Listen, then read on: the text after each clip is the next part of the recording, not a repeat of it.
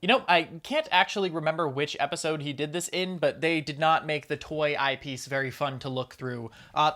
Hey folks, welcome back to probably the last video of the year, and before we begin, let's get the important stuff out of the way. My girlfriend got me these Tardis pants for Christmas, and I think that that's just swell. I would be wearing them, but you wouldn't see them in frame, and also they're dirty. Moving on to the topic of this video, Doctor Who just released its annual Christmas special, and I'm here to talk about whether or not it was any good, and whether or not it was a return to form as some people are currently looking for. Looking at my screen here, I gave it about a 6.5 out of 10, which might not sound good, but that's definitely better than average, and I definitely had an above average time with this special. But nonetheless, even though this is probably going to be a fairly short video, there are a few things that are worth discussing. I'm going to try to keep the spoilers to a minimum if you're still considering watching this, so I'm mostly only going to spoil things that were in the trailer. If for whatever reason you haven't seen the trailer, you have been warned. One of the first positive things that I have to point out, and admittedly this is a minor consideration, we did actually get a TARDIS materialization scene instead of seeing it flying again. Not to say it's not fun to see the thing flying, but I like when the show doesn't just use its budget for no particular reason other than to show us that it's got a big budget. Yeah, the TARDIS flies, it can look pretty cool, but the materialization, as goofy as it is the kind of silliness that I got into this show for in the first place, and it just feels a little bit disappointing when they go so hard on the flying TARDIS, and it just feels to me like they're a little bit trying to move past their roots, and I don't think they need to do that. So glad to see it here. And of course, that's not to say that they never did in the last season. They did, I'm aware, but still. Good to see. Moving on, this is definitely the most explicitly religious special, at least to my recollection, and I'm not going to get into the details of that. If you watch it, you'll know what I'm talking about, which is fine. Like, I'm kind of neutral on that as a subject. I mainly just point that out because there are currently people continuing with the whole Doctor Who is super woke now, and here they are, like, clearly taking inspiration from Christian storytelling and whatnot, which suggests to me that maybe that whole dichotomy of woke, non-woke is maybe a little bit nonsense. Hopefully that point was clear, but nonetheless, a more important structural issue with this special is the pacing. The pacing is just way off. There are a couple of points where it's actually fairly decent. It slows down and it deals with its characters and themes in a much more interesting and tactile way, but there are several scenes that escalate just ridiculously quickly in ways that make very little sense without, prior dialogue and things setting up those escalations. And so as a result, there are some emotional beats that are definitely beyond rushed in a way that did not need to be and that could have been done better without having to spend a ridiculous amount more in CGI money or whatever. Like, just dialogue would have solved a lot of these pacing problems, at least in my opinion. That said, I definitely found myself liking pretty much every character that was introduced in this special, at least the ones that I was expected to like. There was one particular scene where I was like shouting at the screen, apologies to everybody else, because I was upset that something bad was happening to a character that I actually really quite liked, and that's a good thing. I felt feelings about these people, and when bad things happened to them, I was saddened by it. So even though the actual pacing with a lot of their emotional beats was not done fantastically, I still liked them. I just didn't find their, final moments in the episode to be as convincing as they could have been.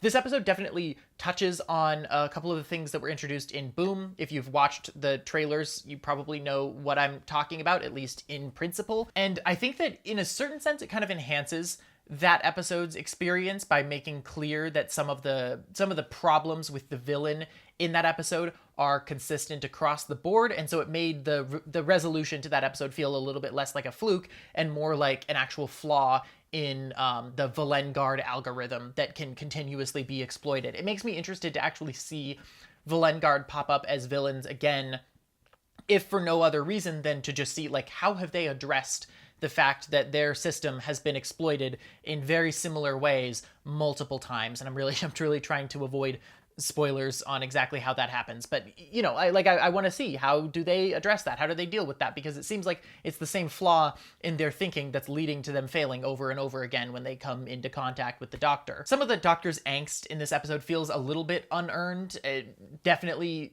partly comes down to some of the pacing issues that I mentioned earlier. If you watch, there's a scene in the trailer that really, like, in the episode comes out of nowhere. It feels like it happens way too quickly to actually be convincing. But that said, there are a few more quiet moments where the Doctor is kind of reflecting on his own failures as a friend and as a person that I think are pretty convincing and work pretty well. You could definitely complain about the fact that they've not made it clear exactly what his sort of like therapy session with Donna at the end of, I say therapy session, his like long-term, you know, rest and relaxation session with Donna's family at the end of The Giggle did, if he's still suffering from a lot of the same issues. But, and I may address some of that a little bit like in a future video, but I think it's fine, at least in a vacuum here, and I just want to know what their plan is for this Doctor, because it doesn't feel like he has a clear arc lined up for him. So, you know, good and bad there. But he definitely does feel a little bit more in character in this one, in a way that I didn't even realize I was missing in a lot of the previous series. I like a lot of the episodes of that one, and I think that there are some that he is fantastically written in character. But this was kind of a wake-up call when I realized that there were some of the subtler moments that I was missing that this one I think does fantastically.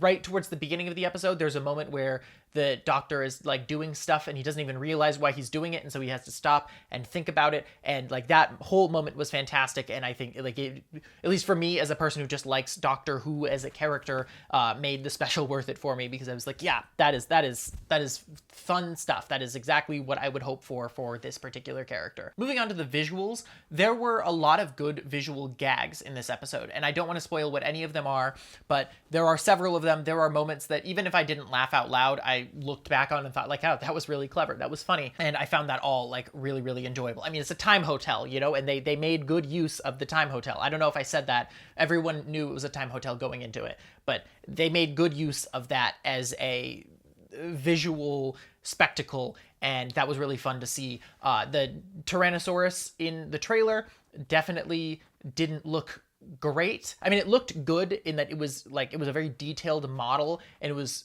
clear that like a lot of work went into it, but it didn't look convincing, which I think mostly comes down to budget. I'm not knocking the animators there. Like, it's clear that they went pretty hard on it, but it just didn't, like, it doesn't look real next to human beings. Probably could have mentioned this a little bit earlier in the like new characters bit of this video, but I like the new temporary companion.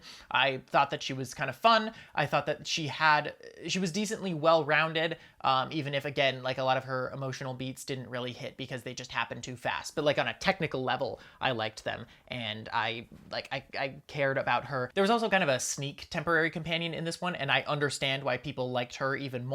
Her emotional beats definitely felt a little bit more earned, and her character was a lot more subtle. Like, she felt a lot more normal than Joy did, which is not a knock against Joy. A lot of Doctor Who companions are very big and over the top, but sometimes it is just nice to see the Doctor interacting with like an aggressively normal person, and you know, you see a little bit of that like weirdness seep into them, but nonetheless, like, they're someone you feel like you could actually just meet. All those disorganized thoughts to say, I liked this episode pretty well. The trailer for the next season, they call it season 2, but you know, series 15, looks really good. I'm actually really excited for that, and I'm hopeful that it will take some of the flaws with the previous season and improve upon them.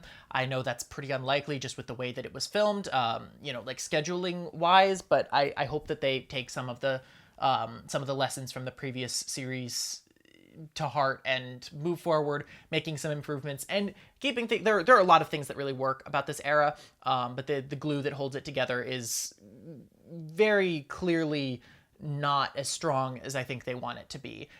So yeah, I'm hopeful about that. I'm hopeful that they come up with a more defined arc for the Doctor, or they recontextualize previous stuff in a way that makes it feel like it was intentional the whole time. There were definitely bits of Capaldi's run that feel like they did that really, really well.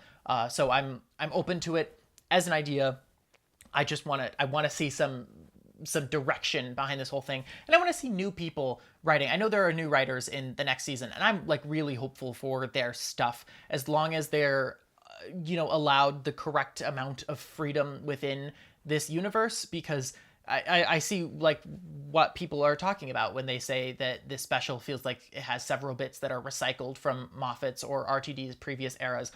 It does have those, and that's kind of frustrating, right? It doesn't make them bad, and they do kind of reuse some of their old ideas in new ways, but I can sympathize with the idea that it feels like this is all just like repetitive. I've definitely got some ideas for other Doctor Who related content that I might do in the future. I've been bandying about a variety of different things. Ooh, sorry, yawn's coming on for some reason. I slept for so goddamn long last night. Thank you all for watching. If I didn't say that before, I will see you probably next year, unless I get like some shorts or have some crazy burst of inspiration in the next couple of days. This is how I end videos. It's always nonsense. I don't know. Bye.